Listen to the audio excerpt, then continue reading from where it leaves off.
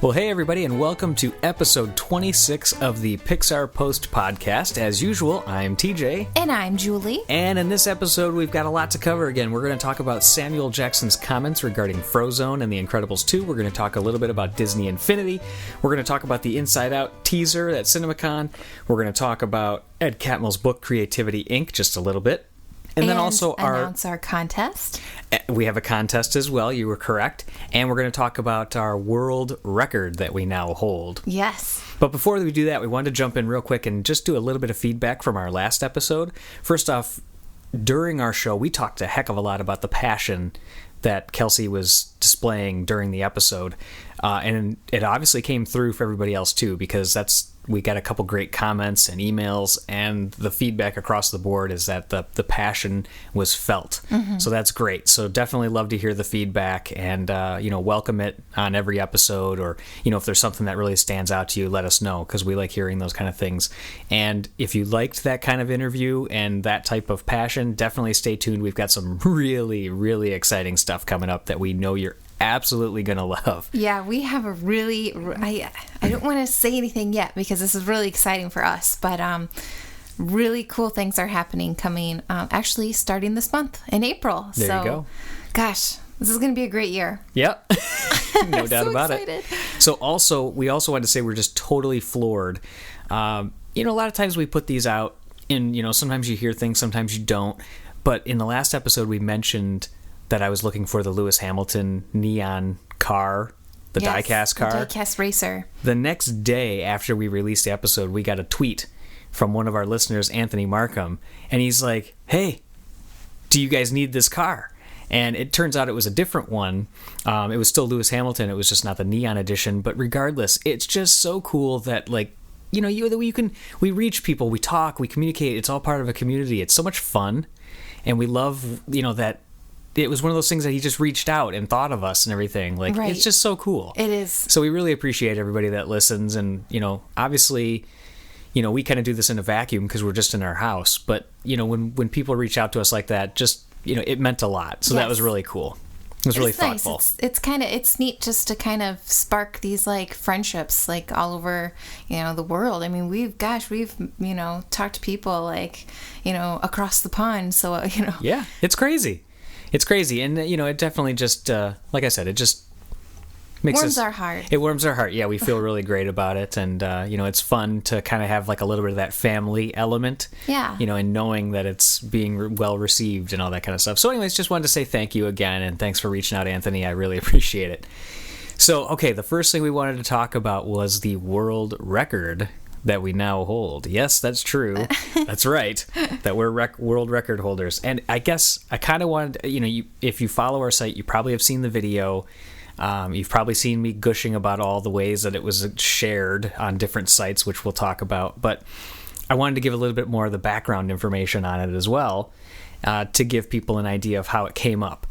So the first thing was, I just wanted to explain the story of my t-shirts. So I'm looking in my closet one day, and I'm like, wow, that's a lot of Pixar t-shirts. And you didn't even realize when I had pulled them all out how many I had. No, I didn't. Well, I mean, I know you have a lot of sweatshirts, but I guess the t-shirts I kind of take for granted because usually they're under your sweatshirts because we live in Michigan, and if you've seen the news, it was below zero this whole winter here. So I guess I just didn't really realize. Yeah.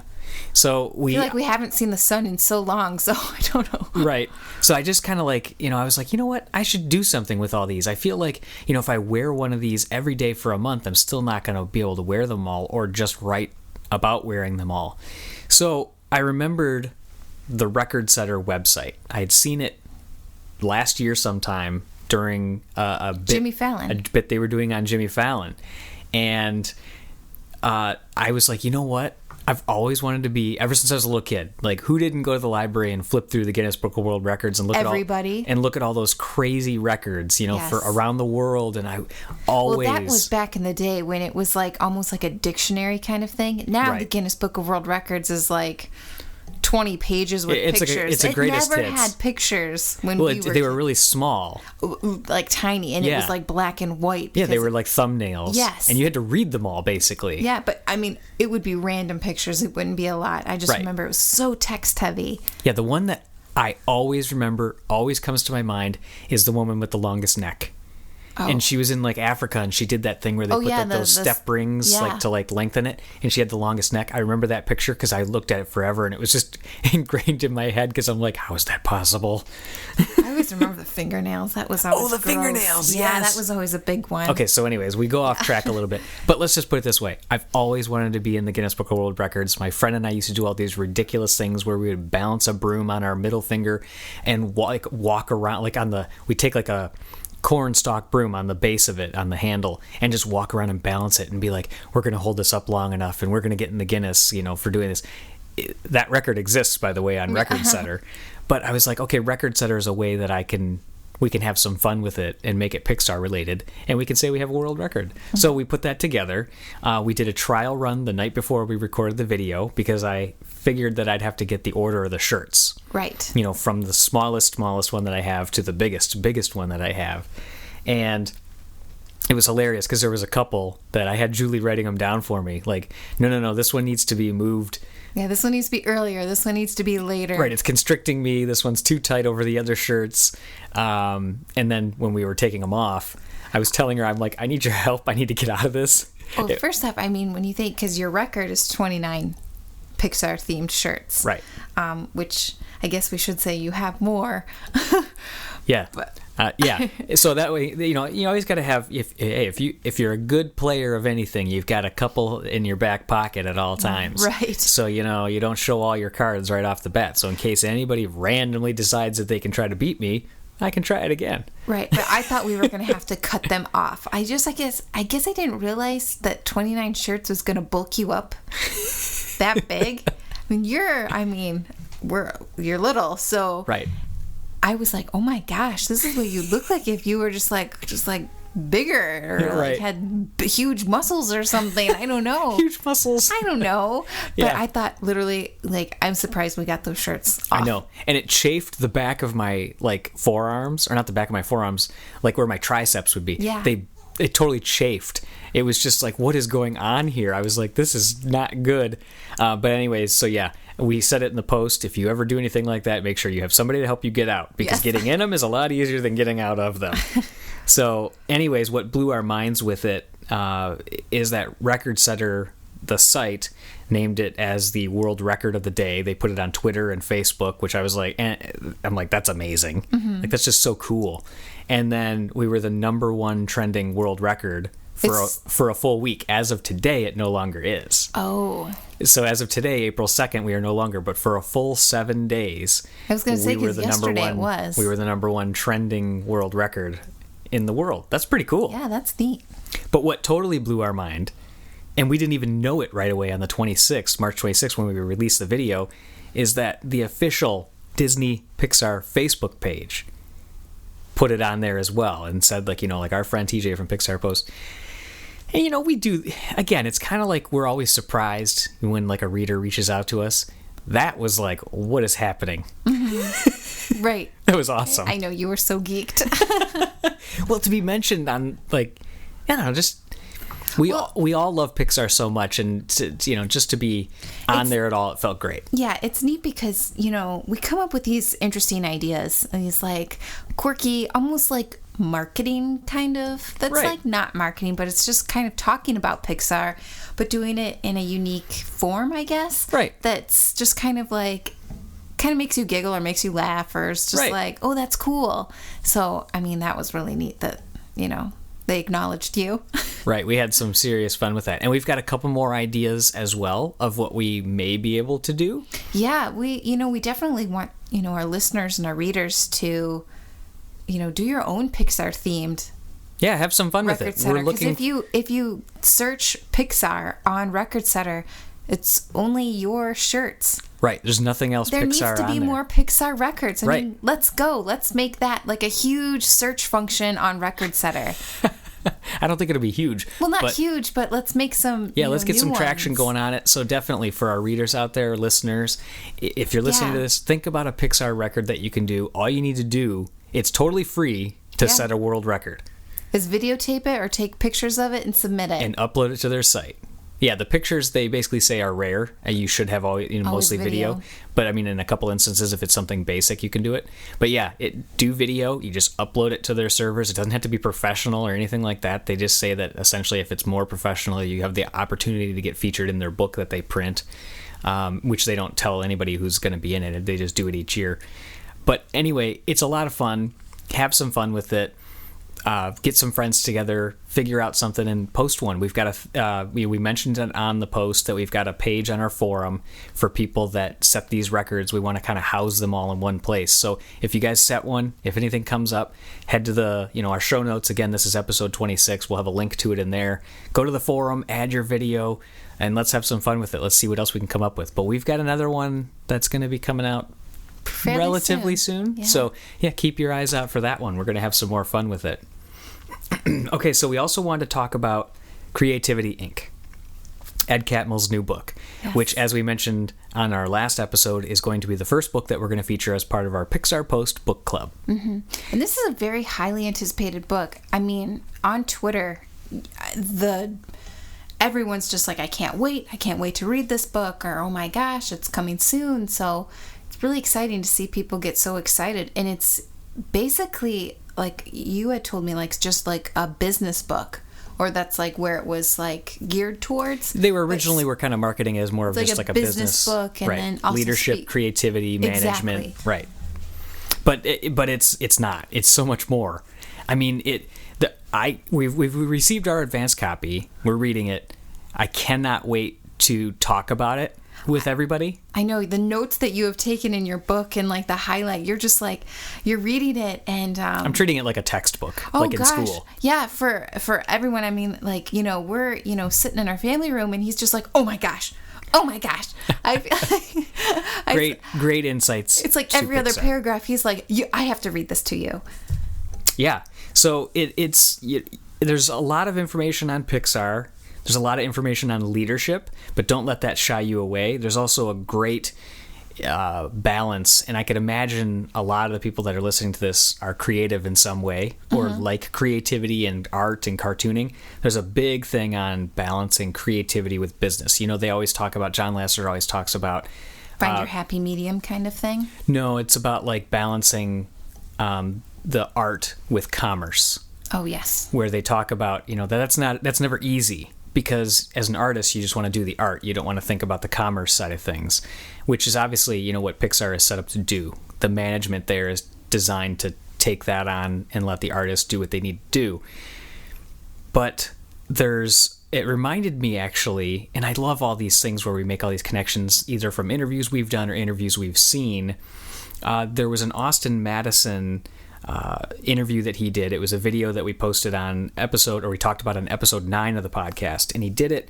It was on brainstorming for the Student Educational Video Awards last year, and he talks about getting the creative juices flowing. And he did this whole thing where he brought some students to the front of the class and did this whole thing. Mm-hmm. But it was funny because, then the room is all rowdy because he's got everybody up and going. And then he's like, okay, everybody, we got to take this down because at some point the fun needs to turn into work. Mm-hmm. And literally, I have struggled with that forever, about getting to that place, and it takes me so long to get my mind in the zone, and then I don't want to get out of it. Right.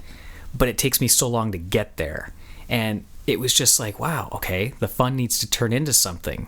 And it just, again, it's all so simple, but that's why people read motivational books. That's why people go to listen to motivational speakers. That's why people pay attention to people that they look up to, because you get these kind of tips and tricks and reminders of some of the basics. One of the notes that I wrote in the book already, and one of the themes that comes out in the book is about getting back to the basics. And it reminds me of, and for people listening, it's the first thing I think of that was one of the big things that Chuck Daly, who was the coach for the Pistons in the 80s, in the early 90s when they were the bad boys, that he used to always train with the players on is back to the basics, free throws, three-pointers, passing. It's not about all these complex things. Stick to the basics and pay attention to what you're doing. Mm-hmm. So anyways, that's where we'll leave it as far as the discussions on the book right now, but we can't, well, not overall, but like as far as the content of the book. But I cannot recommend it enough. It's totally until next week. It's totally intriguing. Yeah, we'll talk more about it next week when it comes out on April 8th. specifically. But, obviously we don't want to give anything away at this point. But just wanted to at least give a teaser, because if you haven't pre-ordered this, definitely do so that way you can get it as soon as it comes out, or go pick it up on April 8th as soon as it hits the stores. And if you want to support our site, podcast, whatever, in our show notes we'll also put a link to purchase the book as well, and that'll help out the show a little bit, Pixar Post. But definitely, I can't wait to talk about it enough, and I'm so glad that this happened to work out, like as far as the timing of when we wanted to start the book club, because we're going to have some good interactive discussions on this, and lots to talk about. I mean, there are so many little Pixar insights. Oh gosh, I know by the look of it. I mean, you just started reading this book, and it's just like I said, every other chapter every other paragraph, you're just like, hey, listen. I'm like, wait a second, I have to read this too. I'm like, don't spoil it for me yet. You're sitting next to me, you're going to get spoiled. Yeah, that's okay. So the other thing we wanted to announce was that there is going to be a contest for this book. Yes. Yeah, and what we want to do is we want to make sure that people can get this in their hands as soon as possible. So we actually already have a copy ready to give away. For you. So what we're going to do is we're going to, on April 8th, the full details will be on our post. What we're going to do on the show notes for this, and also on the forum, what we're going to do is we're going to have you go to the forum, and there's going to be a page there that talks about the Pixar Post Book Club. And all you need to do to enter is you're just going to tell us what you're excited about, or what you're looking forward to reading or finding out from the book. Mm-hmm. It doesn't have to be anything more than a sentence. It could be a few words. But all you need to do to enter to win the book, sign up for the Pixar Post forum, if you're already not. Mm-hmm. And then just enter, like what I said, what you're looking forward to with the book, with this book, and you'll be entered. And we'll do the drawing on April 8th, and we'll send it out immediately, so that way you can get it as soon as possible. In fact, we'll probably send it out priority, so that way you can get it right away. Right. But don't let that stop you from pre-ordering or anything along those lines, because we're planning on talking about this thing and setting up our first few chapters to start reading with everybody once the book club kicks off. So pretty exciting news, and we're excited to already have one of these copies sitting here with your name on it. I'm not talking about Julie, I'm talking about you, the listener. So the other thing we want to talk about, or another thing I should say that we want to talk about, is Disney Infinity. So this week... your favorite game in the whole world? It might not be, well, one of. So, yeah, I mean, obviously... as of late. Yeah, obviously, if I think about in the whole world, I'm thinking about, like, my childhood and Mario and all those kind of things. But yes, certainly within the last several years... And I'm not a huge gamer, but this has been one of those ones that's... You're turning into a huge gamer with this Disney Infinity. With this game, not buying a ton of other things. Yeah, only Disney Infinity. Right, so there was a couple great surprises that have been coming up recently. Well, one great surprise and another couple sets that came out. So we wanted to discuss a few of those things and give you guys a few tips or tricks if you're looking for some of the power discs. So as far as the play sets, the final... It's not even a play set, the Toy Box Pack. The final Toy Box Pack, the final character release came out on April 1st, so just yesterday. A broad release. It was a GameStop exclusive. Before that was for the... Phineas and Agent P. Phineas and Agent P. They're calling it the Phineas and Ferb Toy Box Pack, even though Ferb isn't there. It's just Phineas and Agent P.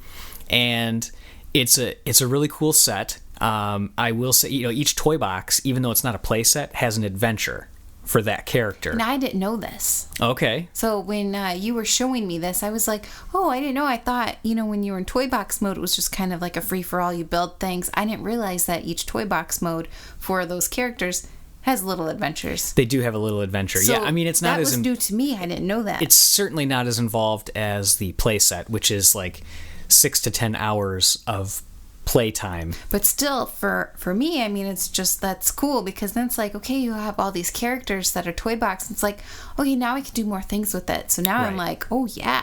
And I will say, talking about my favorite game of all time, going back to Mario and that side scroller type game, the Agent P character has the coolest adventure of any of the toy box packs out there. It's like a really cool side-scrolling game with the Infinity-inator. I think that's what it is, the Infinity-inator. And what it does is all of a sudden, in the middle of while you're going through your adventure, all of a sudden you zap into a new world because, the Dusseldorf like and going on the portals. Exactly. Okay. But it's like all of a sudden you just go to this new area, and like sometimes it's black and white, sometimes it's color, sometimes you're fighting Omnidroids from Incredibles, and it's a side-scroller type game.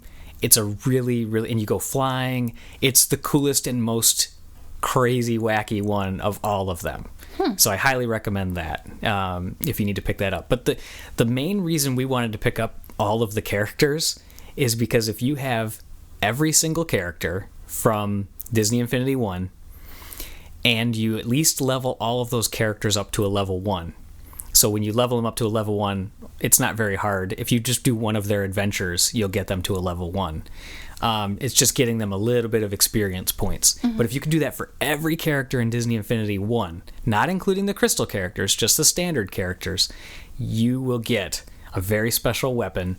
And I learned about it a couple weeks ago, but I wanted to actually see it before we posted anything on it just and play with it. Just to make sure it was real. Not only make sure it was real, but so that way I could express my feedback with it. And it's pretty dang cool. What's the weapon? A lightsaber. From Star Wars. Yes. So... You were like a little kid. Of course. I had you video me. I did. But, okay, if you're talking about... If you've played this game and you know some of the weapons, a lot of them are pretty much, the same type of damage that they do unless you're using the power discs and things like that. But the lightsaber is awesome. And if you're having trouble with something, you need the lightsaber. You can basically knock off any of the highest end. Well, like the Incredibles, those Omnidroids, those are the giant Omnidroids. 3 swipes with that thing, and it's gone. Whereas if you were punching it, it's going to take several times. Same with Zurg's robots, I think, too. Exactly. Yes. Zurg's robots, Zurgbots, giant Zurgbots. Yes. All those things. It's like 1, 2, 3, gone. So it's really cool. I mean, obviously, it's fun to play with for a little bit. You don't want to abuse it and then just, crank through every game and mission and all that kind of stuff. But it's a ton of fun. So just wanted to pass that word along to everybody that if you're close on getting all of the characters, I mean, it certainly is not an essential, but it's a big-time fun thing to do for the game. And, like with everything, I don't know why people are the way they are, but being... and collecting, it feels good when you can complete something, a set. Yeah. And when you know it has a definitive start and end. Right. Yeah. What were you going to say? It's good and bad. Yes. Because, I mean, it's kind of like your die-cast cars where it's just like it's all about the hunt, it's all about the chase and stuff like Disney Infinity. I mean, I think the only one that's hard to find now is Jack Skellington, but once you have them all, it's just like, holy smokes. There's a lot. And then it's like, okay, Disney Infinity 2 is going to come out. And then you're thinking of all the new characters that are going to come out. Right. And it's just like snowball and out of control, but it's like a great out of control. Right. It feels good and you feel guilty at the same time. I know. It's just like, gosh, I wish we didn't have like day jobs so you could just play your game longer. Because you have like all these Disney Infinity characters just, sitting next to our TV. I know. It's fun. But anyways, the other thing that came out that, fuels the obsession a little bit further and makes me want to be a completist as well, is the Wave 3, the final wave of power discs. But we've got a couple tips for you. So there's some really cool ones. There's 3 different Wally ones. There's Wally's Extinguisher, and then there's a Wally like Sky Dome, and then there's the Wally Ground Texture, where you can convert your Toy Box world to look like the barren wasteland of Earth. Mm-hmm. So that one's cool, but there's only one that's a rare disc that's orange. So if anybody collects the power discs, there's those orange hexagonal ones. They're like exclusive ones. Yeah, they're more rare. What they say is that there's like a 2% chance that you'll get it, and whereas the other ones are like a 5% chance or something like that. I mean, they're just knocked down as far as they're a little more rare. But that one, if you want to find one and you want to dig through them, we found and we dug through several boxes, and we determined that in each box there's a pack that comes with 2 power discs in it. Of one full box, there's 2 Wally lenticulars, which the lenticular one is where it's like a hologram. Mm-hmm. And that's the exclusive one. That's the exclusive one. It's the Extinguisher. So it just allows you to float in the air with it. Like, whoosh, whoosh, pushes you up. But that one, there's 2 per box. So if you want that one, the easy way to do it is scratch your fingernail on it. I know a lot of people know this already, but don't buy a ton of the lenticular ones. Whereas in the past there were several lenticular ones in each series, in each wave. This one, there's only one. So you can scratch around and you're not buying duplicates. If you already have a Wall-E one that's lenticular, don't buy another one if you can feel that lenticular thing again. Because it's not like the circular power discs where you can stack them and increase the power. Anyways, so that's really cool. But then the other thing is, the other tip we wanted to pass along is if you're looking for Mickey's sorcerer hat or Rapunzel's hair, which those two are really cool, as far as like Rapunzel's hair is like 40% extra health on your character. Feel for the shapes in the packages. I guess we can't verify this across the board, but we opened 3 packs that had 2 circular ones in it. And they were all the same ones. So a lot of times, you'll feel a pack and it'll be 1 hex, 1 circle, or 2 hexagons. But in wave 3, what we've found so far, and please let us know if you find something different, but if you feel 2 circles in 1 pack, that will be a Mickey and a Rapunzel. At least for the 3 that we opened. Right. And that's varied across 2 different stores. Right. So it seems to be, and what we also found is, in addition to there only being 2 of those lenticulars, we also found that there's only 2 packs per box that have the 2 circles. The rest are all varied between a hex and a circle, hex. But so anyways, we wanted to at least let those tips out there for people that might be looking for particular ones. Other than that, in the past, wave 1, they did the barcode thing where you could tell the difference based on the barcode what was in that package. At least one of the discs in that package, but they got rid of that. Yeah. You can't tell via the barcode, so we're trying to find out any ways that we can help out people that might be looking for a particular disc or anything like that. So if you do find any other ones or come up with any other tips or tricks for the power discs, let us know. Yeah, we are thinking about possibly doing a Disney Infinity power disc trading forum. As part of our Pixar Post Insider, which is going to be part of the Pixar Post Book Club and a whole bunch of other things that you're going to be able to take advantage of. I mean, I know we have tons extras, and I'm sure so many other people have tons. They just want to keep trading, and with Disney Infinity 2, hot on the heels of Disney Infinity 1. Right, there's going to be more and more coming. Yeah, there's going to be just more and more, and it's, it's fun. And I think that even in between maybe Disney Infinity 1 and 2, maybe they'll just release a Series 4 power discs before. No, you don't think so? No, I mean, the only reason I don't think so is because they put out that the Disney Infinity revised guide, and it says that it literally is the complete. Done. Okay. And also, we would also know if they were going to do a Wave 4 because the Hall of Heroes. Oh, this is where you not playing, See, I'm not a gamer. I like to play, but I'm not right. into it. But in the Hall of Heroes, they show all the slots where the power discs are, and then once you forgot get them, it's on the ground. Right. So we know it's just going to be a Wave 3. So don't listen to her. I'm a dreamer. That's true. I'll give you that. So the next thing we wanted to cover was at CinemaCon last week, they released another teaser for a movie that I guess just about everybody's excited for, and I think everybody is even an understatement. I think. Right. I mean, the world is so anticipating Inside Out. Absolutely. We talked about it on the last podcast as well when we were talking about the Fast Company article that Ed Catmull was in with the excerpt from Creativity Inc. Yes. That's a lot to get there. But even some of the comments that Brad Bird made about it, and I mean, it's just super cool how much this movie is anticipated for. But the trailer was released. Well, not a trailer, a teaser. Yeah. And it really has driven me absolutely nuts because we knew about this same storyline that was in the teaser from the D23 Expo. But at the D23 Expo, they just showed the animated storyboards or the animatic of this particular scene from Inside Out. Now it was the finalized animation that they saw at CinemaCon of that same scene from D23. So just as a refresher, in case anybody... Well, I don't know if it was completely finalized. Okay. I saw some tweets that some people were saying, it didn't look like it was completely finished, and some people were saying, it was beautiful. So I'm not quite sure if it was completely finished or not, since we didn't see it. You're right. Yeah, so we shouldn't say it's finished. There could be tweaks, lighting, final type staging, those types of things that we're not aware of. But yes, you're right. The tweets have been... But it was not just an animatic. It certainly showed a lot more. And what made me go crazy, too, is... Does that mean somebody has seen Riley? We've never even seen her parents. Right. Because we haven't been at D23 and we weren't at the CinemaCon. Right. So it's driving us bonkers. So we were checking YouTube, we were checking Disney Pixar's site, we were checking everything we could to see if it was going to be released later that day, because we were trying to be on top of it in case it came out. But I think a lot of speculation for people has said that it's going to be in May, and a lot of people are thinking it's going to be part of Maleficent, if they do it. Okay. I don't think so, because it would be just a teaser.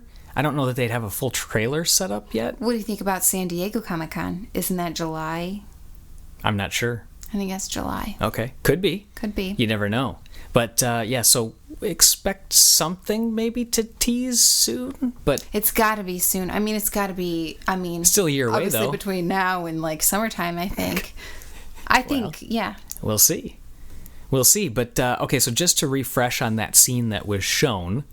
the basic synopsis that we were able to pull from people that were there from D23, and we're just going off of this, we're repeating this from the D23 Expo, is the emotion characters of joy and sadness get lost inside Riley's mind, leaving anger, desire, and fear to run the show. Riley doesn't have any joy or sadness at this point, and her mom senses that she's only angry, disgusted, and fearful. As Riley's mom questions her, the three remaining emotions attempt to take the place of the missing emotion of joy without success. So Riley's mother then pulls in Riley's father, whose emotions are watching hockey, all of them at the same time. So Riley's father begins to question her, and then she blows up in anger since that's the emotion in charge at the time.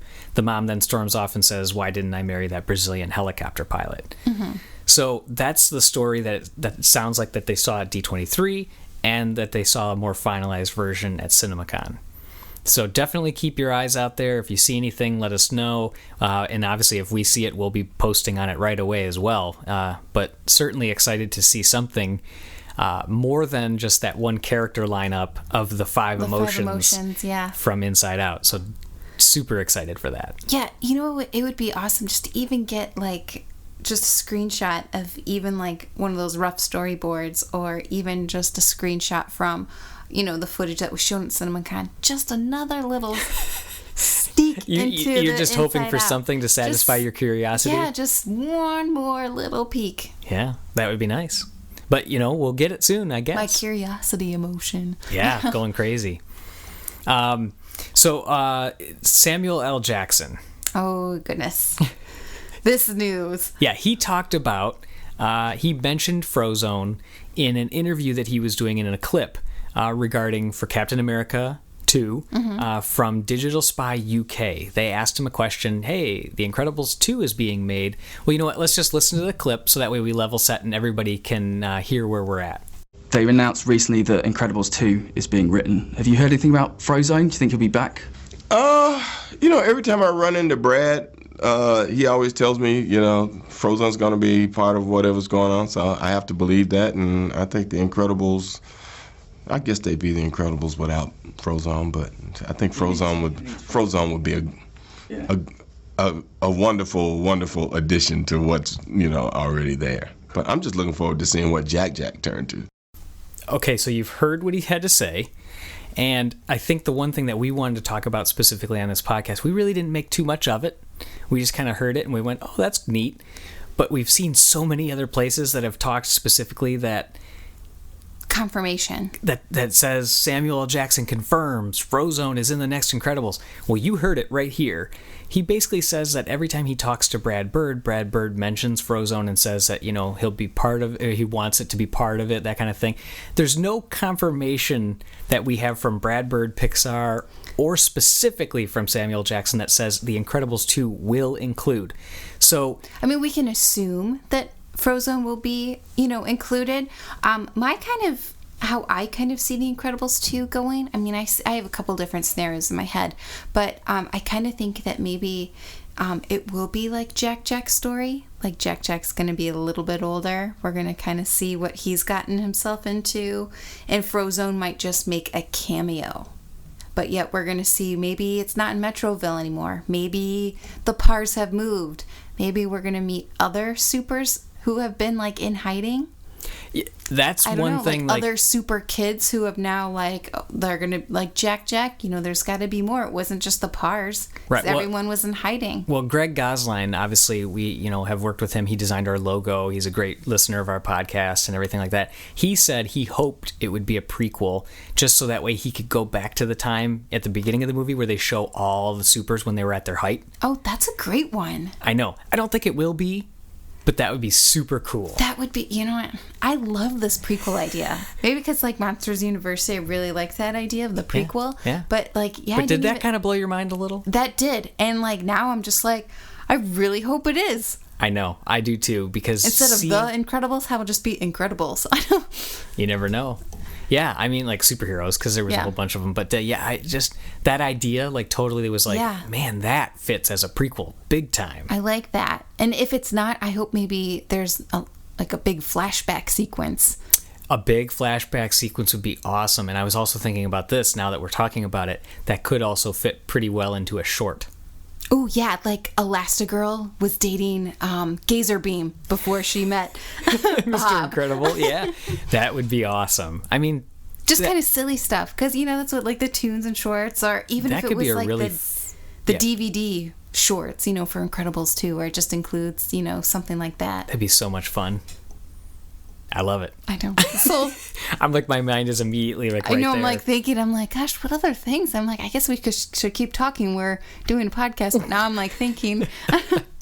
Yes, I guess the bottom line is, one of the things we wanted to mention from that clip is, again, that it's not denying, we already said it, it's not denying it, but we just want to make sure that we keep it in context that he's not confirming it. So just saying that it's a consideration that Frozone will be part of it, you can't say that that his consideration is a confirmation, because that's two totally different things. And you never know how stories develop and how they go. I mean, obviously, he could be talking to Samuel L. Jackson and be like, yes, I totally want Frozone to be part of it. He has to be a part of it. But who knows how long ago he even said that to him. He said every time he runs into him. How often are Brad Bird and Samuel L. Jackson running into each other? I mean, who knows? But realistically, it could be one of these things where it's like it comes down to it and it doesn't fit. Or it's a cameo. A cameo. Like it's a smaller role. But you never know. I just don't like when people are like, it's confirmed. Or it could be Frozone's movie. Yeah, never. Well, it wouldn't be The Incredibles, too. Yeah, but I mean, right, he could Incredibles sequel. Yeah, right. It could be. Yeah, you never know. It could be him, and then how The Incredibles interlaced with him. I mean, there's a million possibilities, and I cannot wait to see how it's going to pan out. Do you think the Underminer is going to be? We talked about this a bunch. I know, but do you think? I don't. Yeah, I don't think so either. No. Or it could just... Do you think... Oh, what about this? What if it just picks up right at that We scene? talked about this. I know. But now I'm like, we can't falling down the rabbit hole. I'm like, keep thinking about it. Your mind won't let you stop. No. So we wanted to kind of wrap up on the podcast with one thing that we're going to do at the end of every show from now on is we're going to include a random Pixar fact or just little thing about Pixar. So the thing we wanted to talk about today is, and this has been out there for a little bit, you may or may not know this, and obviously you may or may not know any of these that we talk about, but we just wanted to end it on kind of something fun and lighthearted about Pixar. And just coming up in about mid this month is going to be the 6th annual Pixar Chocolate Festival or Chocolate Day, where they bring in tons and tons of chocolate vendors, like local chocolate vendors from their area, and I believe there are some that are more like, I don't know if they're more global, but it's a pretty cool thing. I mean, I guess I just wanted to bring that up as a little fun fact because they do it for several hours throughout the day, and just it's another one of those things that's like, man. Yeah, it's held in the atrium. It's just nothing but like sweet treats. Yeah. As if you needed another reason to want to work at Pixar. Yeah, it's just kind of a fun thing that, the employees get to... They have a chocolate day. Yes. Yeah. Do you have a chocolate day at your work? Yeah. I don't at mine. We don't at our house. Maybe we should. The first annual Detroit house chocolate day. For just us. Yes. So anyways, that's our little fun fact. We also wanted to take a moment and remind everybody to follow us on all of our different social media channels. Obviously, you can find us on all the standard ones of Twitter, Facebook, Instagram, Vine, Pinterest, YouTube, Google+. And if you subscribe to us across those different social media channels, we don't just post the same thing on all of them. You know, a lot of it does cross over, but there are some things on Instagram or Twitter that we only post to those areas, or Facebook that we only post to there. So if you don't follow us across the board, definitely do that. As well as sometimes we have contests just for people who are Facebook fans or Instagram fans. So right. Definitely, and we're going to have probably quite a few contests coming up this year. So yep, and definitely, if you ever need any of those links, just head to pixarpost.com, and all of them are right at the top of the page. And also subscribe to us on iTunes or listen to us through Stitcher, however you like to enjoy this show. We'd also like to ask that if you could rate our show on iTunes.